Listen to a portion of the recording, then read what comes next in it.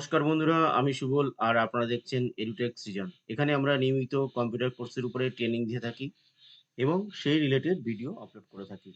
তো আজ চলে এসেছি নতুন একটা টপিকের উপরে ভিডিও নিয়ে। আজ আপনাদের শেখাবো মাইক্রোসফট অফিস এক্সেলে কিভাবে ক্যালেন্ডার তৈরি করবেন।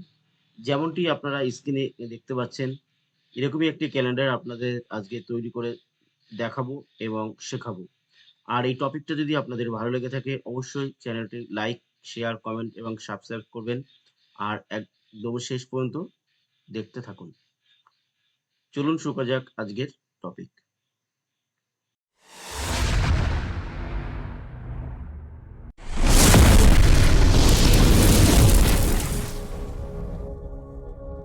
আজকের টপিক তো প্রথমে আমি স্টার্ট রানে এসে এখানে আমি এক্সেল টাইপ করলাম, করে এন্টার দিলাম।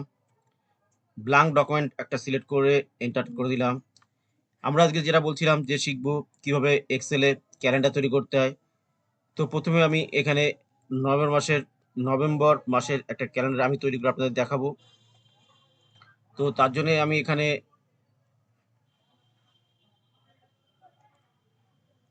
আগের থেকে কিছু টেবিল এখানে তৈরি করে রেখেছি ভিডিওটা শর্ট করার সুবিধার জন্য, ভিডিওটা তাড়াতাড়ি করার জন্য।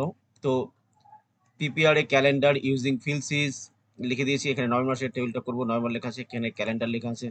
তো প্রথমে এখানে সানডে লিখলাম একদম সপ্তাহের শুরুতে।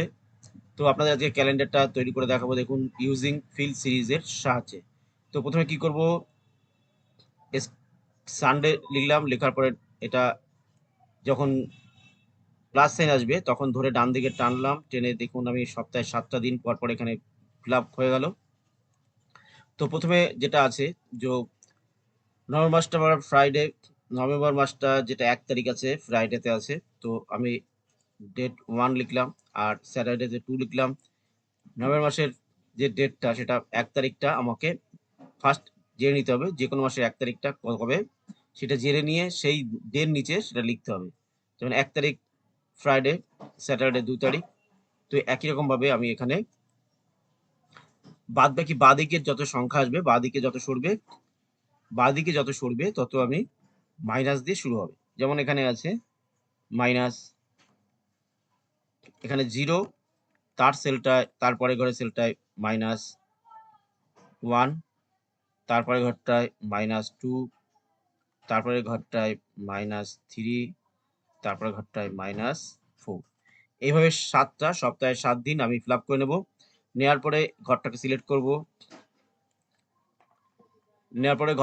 করব, করার পরে আমি এখানে আসবো হোমে এসে হোমে আসার পরে ফিল, তারপরে সিরিজে যাব। এখানে আমি যেহেতু আমার 7 দিন সপ্তাহে কলাম ওয়াইজ হবে তো কলাম সিলেক্ট করব।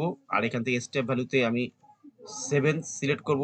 আর স্টপ ভ্যালুতে আমার এই মাসটা কত দিনে শেষ হবে সেটা সিলেক্ট করব। আমি এখানে 30 দিনে মাসটা শেষ হবে, নভেম্বর মাসটা ওকে করে দেবো। সঙ্গে সাথে দেখুন আমার এখানে পুরো টেবিল, আমার এখানে ক্যালেন্ডারটা রেডি। এবার যে মাইনাস যেগুলো রয়েছে 0 থেকে মাইনাস, এগুলো আমি সিলেক্ট করে ডিলিট করব। তো বন্ধুরা এই ছিল আজকের টপিক। যদি ভিডিওটা ভালো লাগে অবশ্যই চ্যানেলটাকে শেয়ার, কমেন্ট, লাইক, সাবস্ক্রাইব করবেন। ধন্যবাদ।